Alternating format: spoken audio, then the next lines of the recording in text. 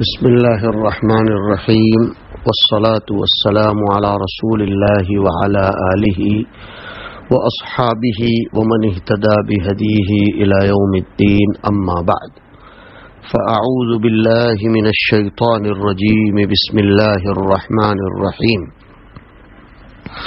وأذن في الناس بالحج يأتوك رجالا وعلى كل ضامر يأتين من كل فج عميق ليشهدوا منافع لهم ويذكروا اسم الله في أيام معلومات على ما رزقهم من بهيمة الأنعام فكلوا منها وأطعموا البائس الفقير صدق الله العظيم۔ معزز بھائیوں، دوستوں، بزرگوں، ماؤں، بہنوں، اللہ رب العزت ان آیات کریمہ میں ارشاد فرماتے ہیں کہ لوگوں کو حج کے لیے پکارو، وہ تمہارے پاس ہر دور دراز مقام سے پیدل اور اونٹوں پر سوار ہو کر آئیں تاکہ وہ منافع دیکھیں جو یہاں ان کے لیے رکھے گئے ہیں، اور چند مقررہ دنوں میں ان جانوروں پر اللہ کا نام لیں جو اس نے انہیں بخشے ہیں، خود بھی کھائیں اور غریب محتاج کو بھی کھلائیں۔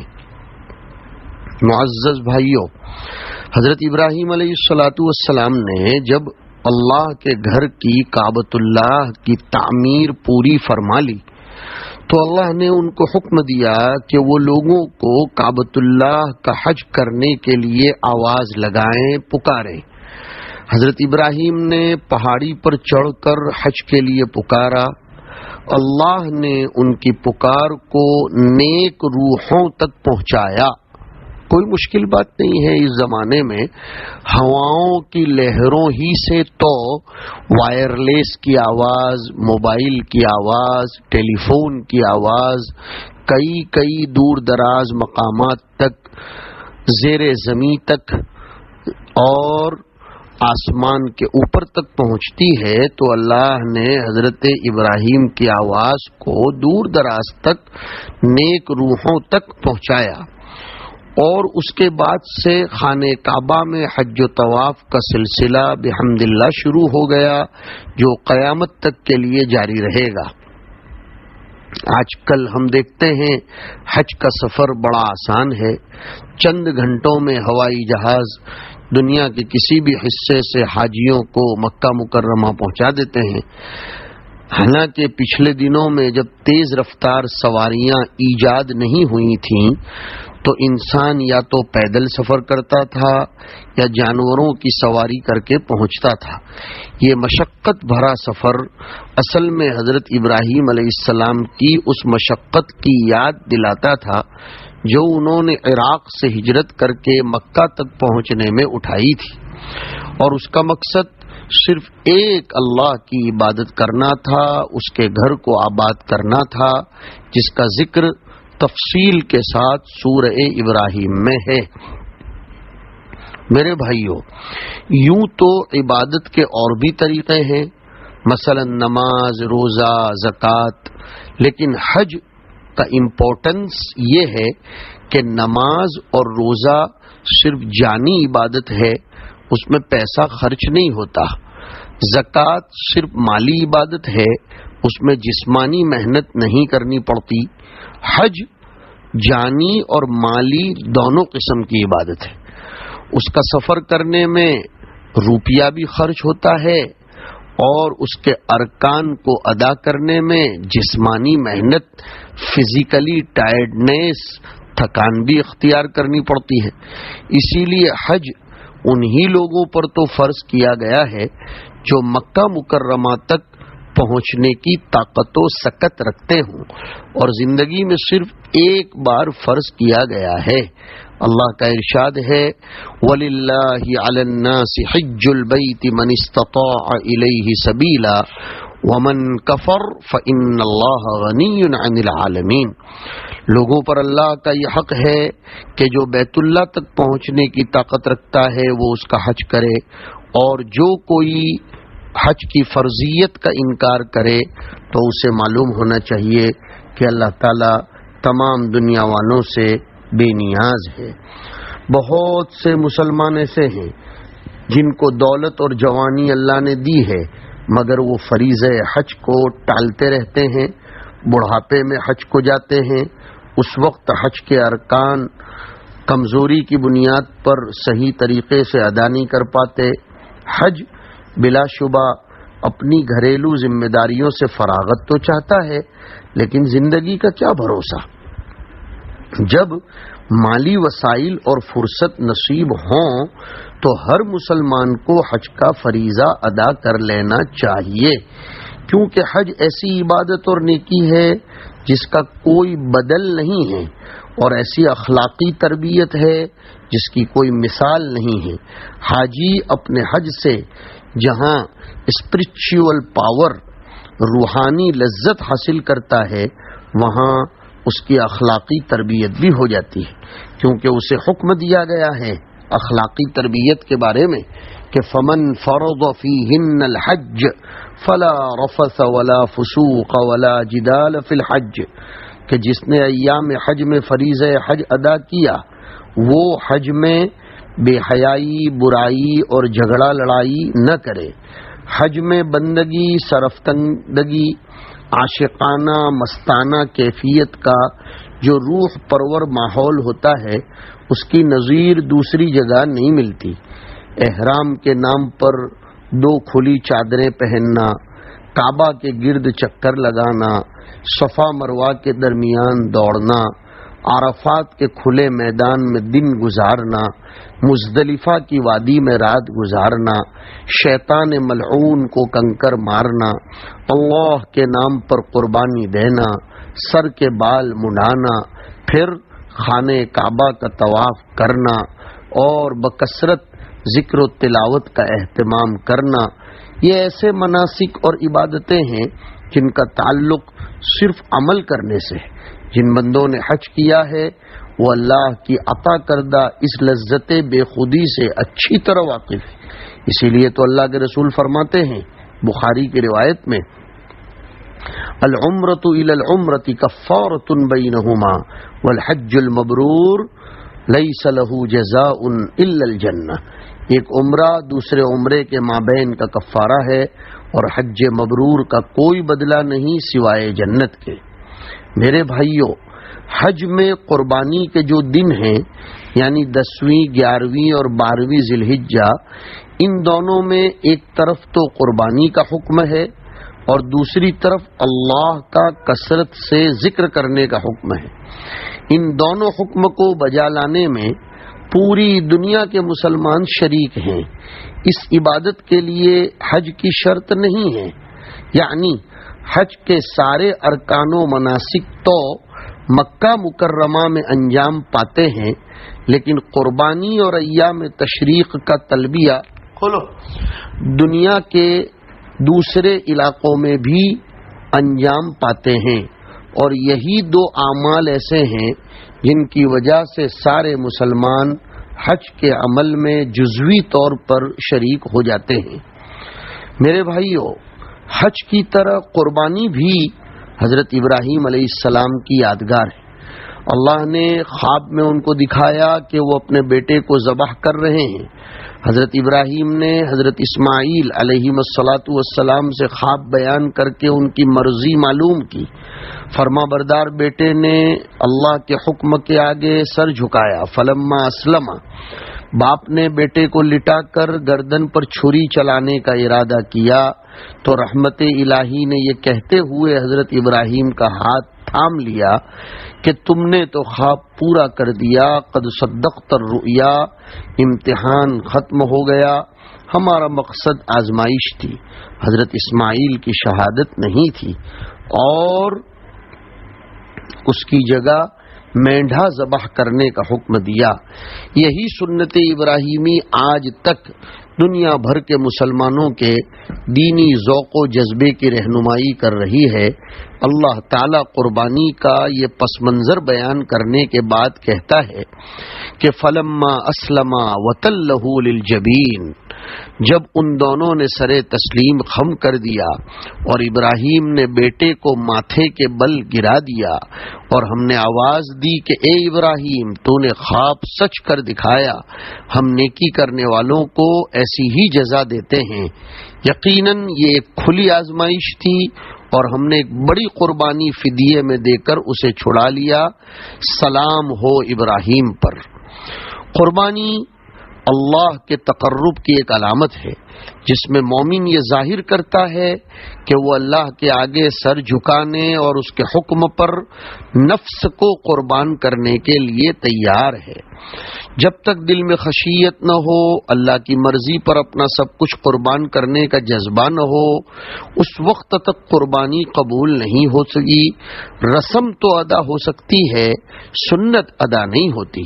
اللہ کا ارشاد ہے لن ینال اللہ لحومها ولا دماؤها ولکن ینالہ التقوی منکم کذالک سخرها لکم لتکبروا اللہ علی ما ہداکم وبشر المحسنین۔ جانور کا گوشت اور خون اللہ کو نہیں پہنچتا مگر اسے تمہارا تقوی پہنچتا ہے، دل کے جذبات پہنچتے ہیں۔ اس نے ان جانوروں کو تمہارے لیے اسی طرح تابع کر دیا ہے تاکہ اس کی بخشی ہوئی ہدایت پر تم اس کی تکبیر کرو، اور اے نبی نیکوکاروں کو خوشخبری دے دو۔ قربانی کرنے والا پہلے نماز عید الاضحیٰ ادا کرے پھر قربانی کرے، یہی سنت رسول اللہ صلی اللہ علیہ وسلم ہے۔ اسے اپنے دل کی کیفیت پر اور جانوروں کی صحت پر بھی نظر رکھنی چاہیے۔ دل میں تقوی ہو، دوسری طرف جانور صحت مند ہو۔ مومن دینی اور اخلاقی عیب سے پاک ہو اور اس کا جانور جسمانی عیب سے پاک ہو تو انشاءاللہ قربانی مقبول ہوگی۔ آج کل عام طور پر ہمارا معاشرہ سستی قربانیاں ڈھونڈنے کے چکر میں پڑ گیا ہے۔ کہاں 800 روپے کے حساب سے حصہ ملے گا، کہاں 1200 روپے کے حساب سے حصہ ملے گا۔ میرے بھائیوں، اس کی طرف توجہ دینی چاہیے۔ اچھا جانور خریدو، ہاں نمائش مقصود نہ ہو، ریا مقصود نہ ہو، فضول خرچی نہ ہو، لیکن اللہ کی بارگاہ میں پیش کیا جانے والا جانور یہ بہترین ہونا چاہیے۔ سمنوا ضحایاکم فإنها علی الصراط مطایاکم، اپنی قربانیوں کو خوب کھلا پلا کر موٹے کرو، تندرست بناؤ، فربا بناؤ۔ سستے جانور مت ڈھونڈو، سستے حصے مت ڈھونڈو، اپنے علاقوں میں قربانی کرنے کو ترجیح دو، چاہے تھوڑا پیسہ زیادہ دینا پڑے۔ ہمارے معاشرے میں بالخصوص ہمارے آج کے معاشرے میں تو لوگ اپنے یہاں کے لوگوں کو بھوکے مارتے ہیں، انہیں قربانی کا گوشت میسر نہیں ہوتا۔ وجہ یہ ہے کہ دوسرے صوبہ جات میں سستی قربانیاں تلاش کر کے وہاں اپنے حصے پہنچاتے ہیں، اور ہمارے اپنے علاقے کے لوگ بیچارے قربانی کے دن خرید کر مرغیوں کا گوشت لاتے ہیں، کھاتے ہیں۔ نہایت شرم کی بات ہے۔ ہم شادیوں میں تو اپنے پیسوں پر کنٹرول نہیں کرتے، کپڑوں میں اپنے پیسوں پر کنٹرول نہیں کرتے، قربانی کے حصے تلاش کرنے میں نہ جانے ہم کہاں تک پہنچ جاتے ہیں۔ رسول اللہ صلی اللہ علیہ وسلم نے یوں بھی فرمایا، 4 طرح کے قربانی کے جانور درست نہیں ہیں۔ ایک کانا جس کا کانا پن ظاہر ہو، دوسرا بیمار جس کی بیماری ظاہر ہو، تیسرا لنگڑا جس کا لنگڑا پن ظاہر ہو، چوتھا بوڑھا اور کمزور جانور جس کی ہڈیوں میں گودا نہ ہو۔ ہمارے پاس ایسی مستند رپورٹس ہیں کہ سستے میں کی جانے والی قربانیاں نہایت کمزور ہوتی ہیں، کبھی ان کی عمر بھی مکمل نہیں ہوتی، اور قربانی کے نام پر ان جانوروں کا لوٹ ذبح کر دیا جاتا ہے۔ خیال کرنا چاہیے ہمارا حلال پیسہ اس طرح ضائع نہیں ہونا چاہیے۔ قربانی کے بڑے جانور مثلا اونٹ، بیل، بھینس وغیرہ 7 لوگوں کی طرف سے قربان کیے جا سکتے ہیں، اور چھوٹے جانور مثلا مینڈھا، بکرا وغیرہ کی ایک شخص کی طرف سے قربانی ہوگی۔ قربانی گھر کے ذمہ دار پر واجب ہے، گھر کے ہر فرد پر قربانی واجب ہے اگر وہ صاحب استطاعت ہو، صاحب نصاب ہو۔ اگر میاں بھی صاحب نصاب ہے، بیوی بھی صاحب نصاب ہے، بالغ اولاد بھی صاحب نصاب ہے، تو ان سب کے لیے قربانی کرنا ضروری ہے۔ قربانی کرتے وقت یہ دعا پڑھے، ان صلاتی و نسکی و محیای و مماتی للہ رب العالمین لا شریک لہ وبذلک امرت وانا اول المسلمین۔ قربانی کا گوشت خود بھی کھائے، رشتہ داروں اور دوستوں کو بھی کھلائے، غریبوں اور ناداروں میں بھی تقسیم کرے، اور اللہ سے قبولیت کی دعا کرے۔ میں آج کی اس نشست میں قربانی کے چند ضروری مسائل بھی آپ کے سامنے ذکر کر دینا مناسب سمجھتا ہوں۔ چنانچہ قربانی کے جانور کو اس کے بائیں پہلو پر قبلہ رخ لٹائیں، اور ذبح کرنے والا اپنا داہنا پاؤں جانور کے شانے پر رکھ کر ذبح کرے۔ نمبر 2، قربانی کے جانور کا چمڑا ذبح سے پہلے تاجروں سے بھاؤتاؤ کر کے بیچنا جائز نہیں ہے۔ نمبر 3، قربانی کی کھال خود اپنے استعمال میں لینا چاہیے، تو اس کی ایک شکل یہ ہے کہ اس کا مسلح یا مشکیزہ یا موزے وغیرہ بنوا کر استعمال کر سکتا ہے۔ دوسری شکل یہ ہے کہ اس کھال کو کسی ایسی چیز کے بدل میں بیچ دے جو باقی رہتے ہوئے استعمال کی جا سکتی ہے، جیسے میز، کتاب، کرسی، قلم، موزے وغیرہ۔ لیکن اگر اس کھال کو قیمتاً بیچا ہے تو جو رقم ملے اس کو صدقہ کرنا واجب ہے۔ اسی طرح اگر اس سے ایسی چیز خریدی جو باقی نہیں رہتی، اس کو صرف کر کے ہی فائدہ اٹھایا جاتا ہے، جیسے اناج، تیل، پیٹرول، پھل وغیرہ، تو پھر ان سب چیزوں کا صدقہ کر دینا ضروری ہے۔ مسئلہ نمبر 4، قربانی کی کھال اپنے مالدار رشتہ داروں، دوستوں کو بغیر معاوضے کے بطور ہدیہ دے سکتے ہیں۔ بہرحال جس کو قربانی کا گوشت دے سکتے ہیں اس کو کھال بھی دے سکتے ہیں۔ نمبر 5، مالدار کے بالغ بچے اگر نادار ہوں، اسی طرح نابالغ بچوں کی ماں تو مالدار ہو مگر باپ مالدار نہ ہو، نیز مالدار شخص کی بیوی جو خود مالدار نہ ہو، تو ان سب کو زکوٰۃ، صدقۃ الفطر اور قربانی کی کھال کے پیسے دیے جا سکتے ہیں۔ نمبر 6، غریب پر قربانی کرنا واجب نہیں ہے، لیکن اگر وہ خود اپنے اوپر واجب کر لے تو پھر اس پر قربانی کرنا واجب ہو جاتا ہے۔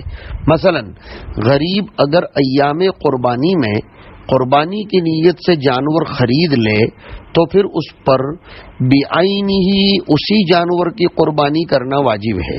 جانور بدل نہیں سکتا کہ بھئی اس جانور کی قیمت اچھی مل گئی تو اس کو بیچ کر پھر سستا والا جانور لے لے، نہیں، بلکہ اگر یہ جانور کھو جائے اور اس نے قربانی کے لیے دوسرا جانور خرید لیا اور قربانی کرنے سے پہلے وہ کھویا ہوا جانور مل گیا تو پھر دونوں جانوروں کی قربانی کرنی واجب ہوگی، اور اگر بعد میں ملا تو اس کا صدقہ کرنا ضروری ہے۔ اگر قربانی کے دنوں سے پہلے غریب نے قربانی کی نیت سے جانور خریدا یا جانور اس کی ملکیت میں پہلے سے چلا آ رہا تھا اور اس نے ایام قربانی سے پہلے اس جانور کی قربانی کی نیت کی تو اس جانور کی قربانی غریب پر واجب نہیں ہے۔ یا مثلا غریب نے ایام قربانی میں جانور خریدا مگر قربانی کی نیت سے نہیں خریدا، تب بھی اس کی قربانی اس پر واجب نہیں ہے۔ اسی طرح اگر غریب کی ملکیت میں قربانی کے دنوں سے پہلے ایک جانور چلا آ رہا تھا یا اس نے ان دنوں سے پہلے خریدا تھا اور اب عید الاضحیٰ کے دنوں میں اس کی قربانی کی نیت کرے تب بھی اس پر اس جانور کی قربانی واجب نہیں ہے۔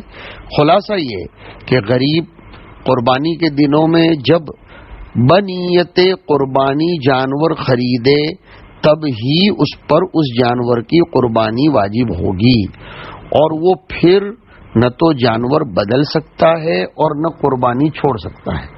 مسئلہ نمبر 7، مالدار آدمی چاہے قربانی کے دنوں میں قربانی کی نیت سے قربانی کا جانور خریدے یا قربانی کے دنوں سے پہلے خریدے، اس کو اس جانور کی قربانی واجب نہیں ہے، وہ اس کی جگہ دوسرا جانور قربانی کر سکتا ہے۔ البتہ دوسرا جانور پہلے سے نیت کیے ہوئے جانور سے کم قیمت نہیں ہونا چاہیے، ورنہ مکروہ ہوگا، اور کمی کے بقدر صدقہ کر دینا یہ اس کا تدارک ہوگا۔ اب میں وہ عیوب بتلاتا ہوں، وہ عیب اور خامیاں جن کی وجہ سے جانور قربانی نہیں کیا جا سکتا اور نہ عقیقے میں ذبح کیا جا سکتا ہے۔ نمبر 1، پچھڑی دم۔ جو جانور بغیر دم کے ہو یا اس کی دم پچھڑی تہائی یا اس سے زیادہ کٹی ہو، اس کی قربانی جائز نہیں۔ نمبر 2، تھن۔ جس جانور کا تھن کٹا ہو یا اتنا زخمی ہو گیا کہ بچے کو دودھ نہ پلا سکے، اس کی قربانی درست نہیں۔ نمبر 3، دودھ۔ بھیڑ بکری کے ایک تھن اور بھینس وغیرہ کے 2 تھنوں سے دودھ نہ آتا ہو تو ان کی قربانی بھی درست نہیں۔ نمبر 4، پیر۔ اگر جانور 3 پیر سے چلتا ہو، چوتھا پیر بالکل نہ ٹیک سکتا ہو تو اس کی قربانی درست نہیں۔ اگر اس پر ذرا سا بھی سہارا دے کر چلتا ہو تو پھر جائز ہے۔ نمبر 5، آنکھ۔ جو جانور اندھا یا کانا ہو یا اس کی ایک آنکھ کی تہائی یا اس سے زائد روشنی چلی گئی ہو تو اس کی قربانی جائز نہیں۔ نمبر 6، ناک کٹے جانور کی قربانی جائز نہیں۔ نمبر 7، پیدائشی کان نہ ہو تو اس کی قربانی درست نہیں۔ ہاں، چھوٹے چھوٹے ہوں تو اس کی قربانی درست ہے، لیکن اگر کان ہوں مگر تہائی سے زیادہ کٹے ہوں تو پھر درست نہیں ہے۔ نمبر 8، پیدائشی بے سینگ والا جانور، جس کے پیدائشی ہی سینگ نہیں ہے یا سینگ ٹوٹے ہوئے جانور کی قربانی درست ہے، البتہ اگر سینگ جڑ سے ایسا ٹوٹ گیا ہو کہ مغزہ نکل آیا ہو تو جائز نہیں۔ نمبر 9، اگر جانور کے بالکل دانت نہ ہو یا آدھے سے کم ہو اور وہ چارہ بھی نہ چر پاتا ہو تو اس کی قربانی جائز نہیں۔ بانج بکری اور خصی بکرے کی قربانی جائز ہے۔ نمبر 10، قربانی کرتے وقت اس کو باندھتے یا لٹاتے وقت جو عیب اس وقت پیدا ہو تو اس کا کوئی اعتبار نہیں ہے، قربانی درست ہو جائے گی، چاہے اس وقت پیر ٹوٹ جائے یا آنکھ نکل جائے یا سینگ نکل جائے، ٹوٹ جائے، نو پرابلم، کوئی حرج نہیں۔ جس جانور کی قربانی کرنے کی نظر مان لی گئی ہو، اب وہی جانور قربانی کیا جانا ضروری ہے، چاہے نظر ماننے والا غریب ہو یا امیر۔ اس جانور کی جگہ دوسرا جانور بدل نہیں سکتے اور اس جانور کا پورا گوشت صدقہ کرنا ضروری ہے، اس کو کھا نہیں سکتے۔ خنثی جانور کی قربانی جائز نہیں، یعنی جو نہ نر ہو نہ مادہ ہو بلکہ اس میں نر مادہ دونوں کی علامتیں ہوں، اس کا گوشت جلدی گلتا بھی نہیں ہے۔ نمبر 11، جس بکری کی زبان نہ ہو اس کی قربانی جائز ہے، ہاں جس بھینس کی زبان نہ ہو اس کی قربانی درست نہیں ہے، اس کا خیال رکھنا چاہیے۔ اور بھی کچھ مسائل سنیے۔ اگر کوئی مالدار قربانی کے دنوں میں انتقال کر جائے تو پھر اس کی قربانی ساقط ہو جائے گی، اس کو قربانی نہیں کرنی پڑے گی۔ قربانی کی نظر ماننے سے قربانی ہو جاتی ہے، چاہے غریب ہو یا امیر۔ ہاں، اگر امیر نے نظر مانی ہو تو اس کو 2 جانور قربان کرنے ہوں گے، ایک واجب قربانی کا، دوسرا منت کا۔ نابالغ، پاگل، شرعی مسافر پر قربانی واجب نہیں۔ قربانی کے دنوں سے پہلے غریب ہو یا امیر اپنے کسی جانور کی قربانی کی نیت کرے کہ اس کی قربانی کروں گا تو وہ متعین نہیں ہوتا ہے، بدلنا چاہے تو بدل سکتا ہے، بیچنا چاہے تو بیچ سکتا ہے۔ بڑے جانور میں بعض لوگوں نے عقیقے کی اور بعض نے ولیمے کی نیت سے حصے لیے ہوں تو جائز ہے، قربانی کے حصے والے کی قربانی درست ہو جائے گی۔ قربانی کے دنوں میں جانور خریدتے وقت تنہا پورا جانور قربانی کرنے کی نیت تھی، بعد میں کسی کو شریک کر لیا تو امیر کے لیے جائز ہے، غریب کے لیے جائز نہیں۔ پھر بھی اگر غریب نے کسی کو شریک کر لیا تو شریک ہونے والے کی قربانی ادا ہو جائے گی، لیکن غریب نے جتنے حصے دوسروں کو دیے ہیں اتنے حصوں کی قربانی کرنی ہوگی۔ اگر دن گزر گئے تو اتنی مقدار کے پیسے صدقہ کرنے ہوں گے۔ غریب جس پر قربانی واجب نہیں تھی اس نے قربانی کر دی، اس کے بعد قربانی کے دنوں میں وہ مالدار ہو گیا تو دوسری قربانی کرنا پڑے گی، واجب ہے۔ اگر مالدار جس پر قربانی واجب تھی اس نے بھی قربانی نہیں کی تھی کہ قربانی کے دنوں میں ہی وہ غریب ہو گیا تو اس سے قربانی ساقط ہو جائے گی، معاف ہو جائے گی۔ دو جانور ایک ساتھ لٹا کر ایک ہی بار میں دونوں جانوروں کو ذبح کر دیا تو ایک ہی مرتبہ کے بسم اللہ اللہ اکبر کے دونوں جانور حلال ہو جائیں گے۔ اگر کسی کو قربانی کا جانور ذبح کرنے کو کہا جائے، اس نے بجائے مالک اور عامر کے اپنے نام سے قربانی کر دی، تب بھی مالک اور عامر ہی کی طرف سے قربانی ادا ہوگی۔ اگر کسی وجہ سے 10 ذی الحجہ کو عید کی نماز ادا نہ کی جا سکی ہو تو اس دن زوال سے پہلے قربانی درست نہیں ہے، زوال کے بعد ہی کرنا چاہیے۔ البتہ 11-12 تاریخ کو زوال سے پہلے بھی جائز ہے، بعد میں بھی۔ اگر کسی خاندان یا گھرانے کے چند لوگ اکٹھے رہتے ہوں تو ان میں اگر سب کے سب صاحب نصاب ہوں تو ہر ایک پر اپنی اپنی قربانی کرنا واجب ہے۔ صرف خاندان کے ایک بڑے یا ذمہ دار کی اپنی قربانی کر دینے سے سب کی طرف سے ادا نہیں ہوگی۔ قربانی چونکہ عبادت ہے اس لیے جس پر قربانی واجب ہے اس کا قربانی کی نیت کرنا ضروری ہے۔ لہذا اگر کوئی ایسے شخص کی طرف سے بلا اس کے کہے یا لکھے اپنے پیسوں سے یا خود اس کے پیسوں سے جو اس کے پاس جمع ہیں اس کی طرف سے قربانی کرے گا تو قربانی ادا نہیں ہوگی۔ اس کی صراحتاً یا عرفاً اجازت قربانی کرنے سے پہلے لینا ضروری ہے۔ عرفاً اجازت کا مطلب یہ ہے کہ اگر شوہر اپنی بیوی کی طرف سے ہر سال قربانی کرتا ہے، بیوی کو اس کا علم ہے، یا کسی کا باپ اپنی بالغ اولاد کی طرف سے ہر سال قربانی کرتا ہے، اولاد کو اس کا علم ہے اور انہوں نے باپ کو اس کی اجازت دے رکھی ہے، تو اب قربانی کے وقت صراحتاً اجازت کی ضرورت نہیں، ان کی یہ عرفی اجازت کافی سمجھی جائے گی۔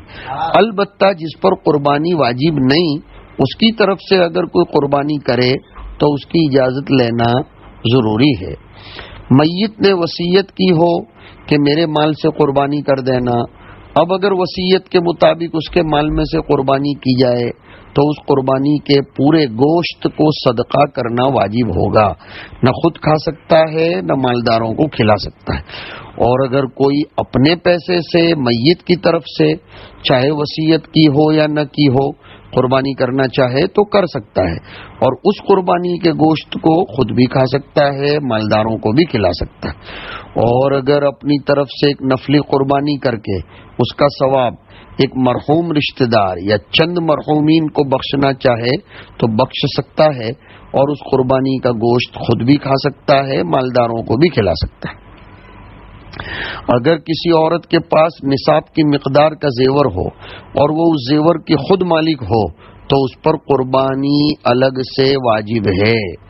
اگر کسی کے پاس 3 جوڑی کپڑے ہوں جن کی مالیت نصاب کے بقدر ہو تو وہ مالدار نہیں مانا جائے گا۔ ہاں اگر 4 جوڑی ہوں اور چوتھا جوڑا قیمت میں نصاب کے بقدر ہو تو مالدار سمجھا جائے گا اور اس پر قربانی واجب ہوگی۔ قربانی کے واجب ہونے کے لیے نہ تو مال پر سال گزرنا ضروری ہے اور نہ صرف سونا یا چاندی یا نقدی یا مال تجارت کا ہی ہونا ضروری ہے، بلکہ اگر برتن، مکان، فرنیچر، زائد کپڑے سال بھر تک رکھے رہتے ہوں، پورے سال میں کبھی بھی کام نہ آتے ہوں اور ان کی قیمت 52.5 تولہ چاندی کی قیمت کو پہنچ جاتی ہے تو قربانی واجب ہوگی۔ عید یا بقرعید کی نماز میں اس کا خیال رکھنا چاہیے کہ اگر کوئی شخص امام کے تکبیر کہہ لینے کے بعد شریک ہوا ہو تو وہ تکبیر تحریمہ کے بعد خود سے 3 تکبیریں کہہ لے، چاہے امام قرات میں لگا ہو، اور اگر اس کے پہنچنے کے وقت امام رکوع میں جا چکا تو یہ شخص تکبیر تحریمہ کے بعد 3 زائد تکبیر کہہ کر رکوع میں شریک ہو جائے، اور اگر رکوع کے چلے جانے کا خطرہ ہو تو رکوع میں رکوع کی تکبیر کے بجائے بلا ہاتھ اٹھائے یہ تکبیریں کہہ لے، لیکن اگر رکوع میں بھی کہنے کا موقع نہ ملے تو پھر یہ تکبیریں بلا کہے قومے میں کھڑا ہو جائیں، یہ تکبیریں اب اس سے معاف ہو جائیں گی۔ عید کے خطبے کے لیے امام ممبر پر چڑھ کر بیٹھے نہیں بلکہ خطبہ شروع کر دے۔ جمعہ میں اس لیے بیٹھا جاتا ہے کہ اس کے آگے اذان دی جاتی ہے۔ عید کی نماز میں اگر دوسری رکعت میں شریک ہو سکا ہو تو امام کے سلام پھیر دینے کے بعد کھڑا ہو کر اپنی رکعت اس طرح پوری کرے کہ پہلی قرات کرے، بعد میں 3 زائد تکبیرات کہے، یہ نہ سوچے کہ یہ پہلی رکعت ہے اس لیے تکبیر قرات سے پہلے کہنی چاہیے۔ لیکن اگر دوسری رکعت کے رکوع کے بعد نماز میں شامل ہوا تو اب سلام کے بعد اپنی دونوں رکعتوں میں زائد تکبیرات حسب معمول کہنی پڑے گی، یعنی پہلی رکعت میں قرات سے پہلے اور دوسری رکعت میں قرات کے بعد رکوع میں جانے سے پہلے۔ اللہ تعالی ہمیں ان احکام پر عمل کرنے کی، سمجھنے کی توفیق نصیب فرمائے۔ وصلی اللہ علی النبی الکریم۔